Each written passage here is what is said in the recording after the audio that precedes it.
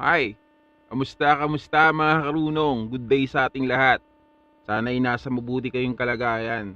Yun nga, in this video, we received a letter from YouTube na sobra namang ikinabahala talaga ng alam mo yun, nasa YouTube community regarding doon sa tax na ipapataw sa mga YouTube creators. Now, kaya ko naman ginawa tong video ito at least to guide you on how to fill out the tax form. At mga karunong, wag po kayong mag-alala. Unang-una, ang Pilipinas ay may treaty. Ano po yung treaty? Ibig sabihin may tax exemption. Hindi po tayo papatawan basta-basta ng tax. So all we need to do is just fill out this form and then submit it. Kasi, unang-una, kung wala naman kayo o hindi naman kayo kumikita ng $250 per month or $250,000 per month, you have nothing to worry. Wala po kayong magiging tax. Okay? Now, let's proceed on how to fill out the form. Pero dapat, kung mag-fill out kayo ng form, meron kayong TIN ID or TIN ID number. Okay, let's proceed. Punta po tayo dun sa Google AdSense account natin. And then once na nandun na kayo, then click home. And pag nandun na po kayo sa Google account or Google AdSense account nyo, may makikita kayo dito na yellow box. It says, check if additional tax information is required from you. All YouTube creators and partners are required to submit tax information to ensure any applicable taxes on your payments are accurate. Pagkabasa mo po niyan, and then go here, click Manage Tax Info. Sabi dito, provide or update your tax information, your payments profile and country, determine how your taxes are collected.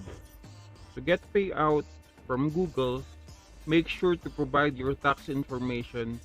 This will take a few minutes. Then tick or choose or click add tax info. And pagkatapos, the system will reroute you in your email address that is attached to your YouTube account. Once you have it, sabi dito, to find the right tax form, please answer a few questions first. The IRS, the US Tax Authority, requires the tax info reported or be reported in letters A to Z or numbers. For accented characters, use the letter only, such as N for NA, and it will ask you what type of account is this, yung pangalan mo na naka-attach or nakalagay doon sa YouTube. And there are two options or two review button. First, individual, and second is non-individual entity. Syempre, we are going to choose individual. And the next, second question, are you a citizen or a resident of the United States? Syempre, hindi. So, we have to choose no. And sabi ulit naman dito, select W-8 tax form type. Based on your previously selected answers, a W-8 form is needed. First button or first radio button, W-8BEN.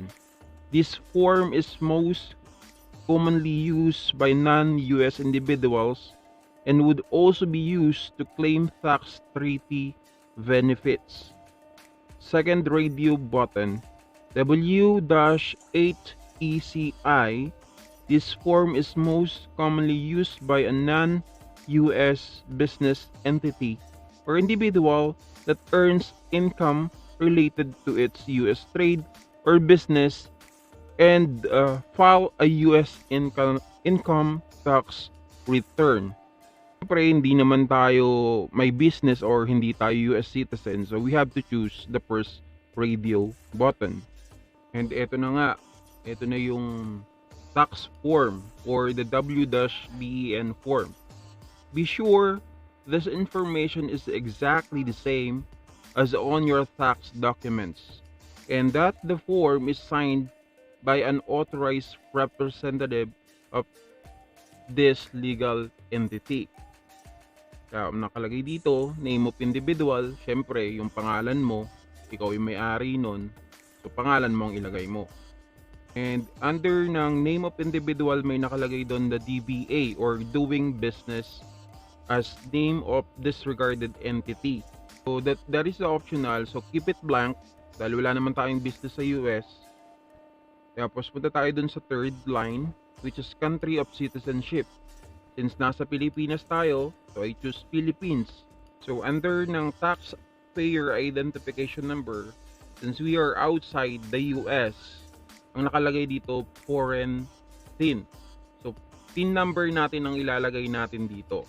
And dun sa second line, sabi dito US individual TIN or social security number. Since wala tayo sa US and should be keep it blank. And at the same time, wala tayo sa US, hindi rin tayo US citizen. Click next and it will prompt you sa tax identity, which is the address number 2. Permanent resident address is a PO box or in care of address. You will be required to submit additional documentation. Sabi dito, country, which is ang country natin or mother country natin is Philippines. So we have to choose Philippines. Tapos dun sa address line 1 and sa address line 1, you have to input or fill out your complete address. And sa city, you have to input your city that you're located and also yung postal code, or sa Pilipinas we call it the zip code. And dun sa province, you have to put kung saan ka location mo, kung nasa province ka ba, nasa Metro Manila ka, and then may makikita ka rito na box. Mailing address is same as permanent resident address. Kung parehas naman, i-tick mo lang yung box and that's it. After you're done with the residence address, number 3, sabi dito, tax treaty. Are you claiming a reduced rate of withholding under a tax treaty? There are 2 radio button. First, it says here no. US tax law may impose a 30% withholding tax on payments that is considered US source income. This tax may be reduced or eliminated for any payee that qualifies under a relevant tax treaty. Second radio button, it says resident of country claiming treaty with the US. Siyempre, gusto natin hindi tayo patawan ng tax. Tayo ay magkaroon ng treaty dahil nasa Pilipinas tayo. So, you have to choose yes. Click the radio button or click radio button. And then, resident of country claiming treaty with the US. Tick the box and then choose your country, which is the Philippines. Ito na nga, yung pinakaantay natin. Special rates and condition.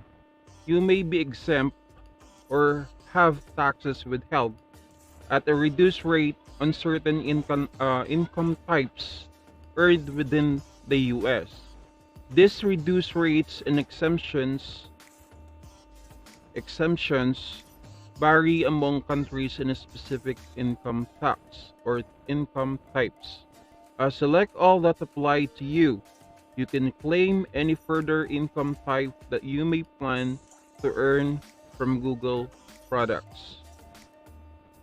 May tatlong box dito na pwede natin i-click. Sabi, you can choose everything that you may apply to you, or you can select all that may apply to you. In this part, mga karunong, self-explanatory na lang to. Pero dun sa first box, sabi services or adsense, kailangan mong pindutin yung zero reduce rate para syempre hindi ka mataksakan o hindi ka magkaroon ng tax o wala kang kaltas. Tapos i-choose mo din yung article 8 and paragraph 1. Sa second box naman, check mo rin yung motion, picture, and TV, YouTube, Google Play. Dito, wala kang option, wala kang choice. Ang choice mo lang wala kang option na zero rate reduction. Ang meron lang dito is 15% and then 30. So kung hindi mo to gagawin, it's automatic going to be a default of 30%. So wala kang option, wala kang choice, 15% lang ang pipiliin mo. And then you have to choose article 13 and paragraph 2A. Sa dun sa third box naman, other copyright, YouTube and Google Play, same thing. 15% ang pinakamababa. And then you have to choose the article also that attached to it. After you've done with the tax treaty, doon naman tayo sa number 4, which is the document preview.